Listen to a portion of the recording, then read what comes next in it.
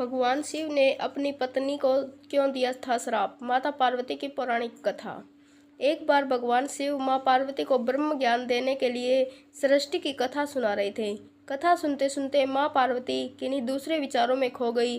जैसे ही भगवान शिव को इस बात का एहसास हुआ कि माँ पार्वती उनकी बातों पर ध्यान नहीं दे रही है, तब उन्होंने माँ पार्वती से पूछा कि क्या आप मेरे द्वारा सुनाई जा रही कथा को सुन रही हैं।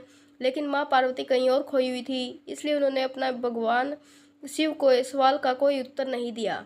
कुछ समय बाद जब माँ पार्वती का अपने विचारों से ध्यान भंग हुआ और वे अपनी दुनिया में वापस लौटी, तब भगवान शिव ने क्रोधित होते हुए माँ पार्वती से कहा कि आपने ब्रह्म ज्ञान का अनादर किया है। जब किसी से शिक्षा या ज्ञान लिया जाता है तब ध्यान भंग नहीं होना चाहिए, और अगर ऐसा होता है तो ये दंडनीय अपराध है। इसके बाद भगवान शिव ने दंड स्वरूप माँ पार्वती को श्राप दिया कि अब आपका जन्म किसी मछुआरे परिवार में होगा।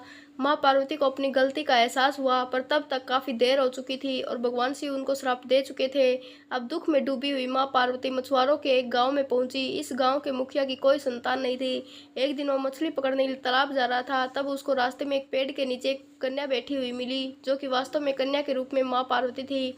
वह नन्ही कन्या पूरी तरह से वहाँ अकेली थी, उसके साथ कोई भी नहीं था। तब मछुआरे ने इस घटना को प्रभु की कृपा समझा और उस नन्ही कन्या को अपने साथ अपने घर ले आया। माँ पार्वती उसी घर में कन्या के रूप में रहने लगी।